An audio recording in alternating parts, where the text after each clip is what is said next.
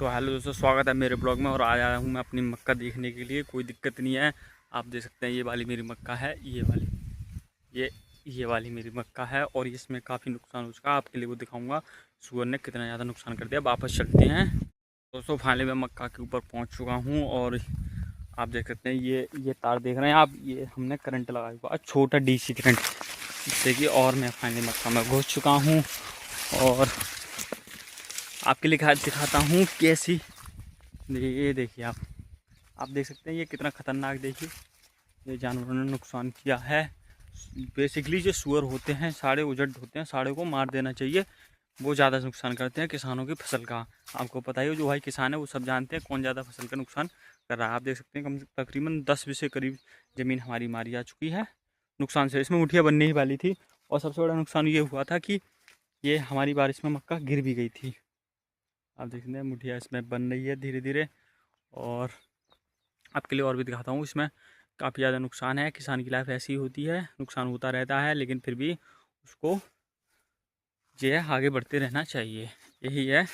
अगर आपको मोटिवेशन चाहिए तो किसान की लाइफ से मोटिवेशन ले सकते हैं। कितना भी नुकसान घाटा बढ़ जाए, लेकिन उन्हें आगे बढ़ना ही बढ़ना है। ये देखिए, अब मैं मक्का देख देखते हैं। अब यहाँ पर टाँड़ पा चुका हूँ, जिसे हम कहते हैं कि ऊँचे पर खटिया बांध लेना, उसे टाँड़ कहते हैं। देहाती भाषा में उसे टाँड़ कहते हैं। जिसमें रात में आकर कम से कम 2 लोग रात में मक्का को रखाते हैं कि जानवर ना आए, लेकिन फिर भी नुकसान हो जाता है। रात में रखाने से पूरी दोस्तों आपके लिए बता दूँ, पूरी रात जागना पड़ता है इस टाँड़ पर। ये टाँड़ देख रहे हैं आप। और इस पर मैं चढ़ने वाला हूँ। ऊपर से आपको दिखाऊंगा मक्का का व्यू कैसा आ रहा है। तो चढ़ते हैं। मैं चढ़ गया हूँ इस पर। इतना अच्छा, वैसे रोमांचफुल होता है भाई। एक बात है, रोमांचफुल है रात को जागना। जैसे ही जानवर आते हैं और मज़ा आता है। और उनको डरा के भगा देना, नुकसान तो कर ही रहे हैं, लेकिन मज़ा बहुत आता है रात को यहाँ पर जाना, जागना और बैटरी लगाना, ये सब करना अच्छा लगता है। और ये मक्का है मेरी, ये वाली। और ये वाली मक्का पड़ोसी की है हमारी। कोई दिक्कत नहीं है, आप व्यू देख सकते हैं। और ये टाँग है, काफ़ी ऊंचा है। ये मैंने टाँगें लटका ली हैं। और अच्छा मज़ा आता है, अच्छी हवा आती है यहाँ पे। ये नेचुरल है, ये तो अच्छा है, नेचुरल हवा है एकदम। तो दोस्तों, आपका कभी मोटिवेशन की अगर ज़रूरत पड़ रही है तो किसान की लाइफ एक बार याद कर लेना। किसान की लाइफ कितनी ज़्यादा हार्ड होती है, कितनी ज़्यादा कठिन होती है। तो आपको खुद ब खुद मोटिवेशन मिल जाएगा। आपको मोटिवेशन की ज़रूरत नहीं होगी, क्योंकि किसान की लाइफ कितनी ज़्यादा हार्ड होती है, ये एकदम सच्चाई है। और सबसे बड़ी बात यह है कि अब ये मक्का बन गई, ठीक है। और ये जानवरों से बचा ली। और जिसमें निकलने वाली मक्का है उसका प्राइस सरकार तय करेगी।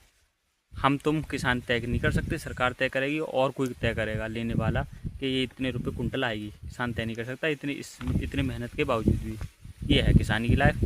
तो दोस्तों, यहाँ पर मैं एक इंटरेस्टिंग स्टोरी शेयर करना चाहता हूँ आपके लिए।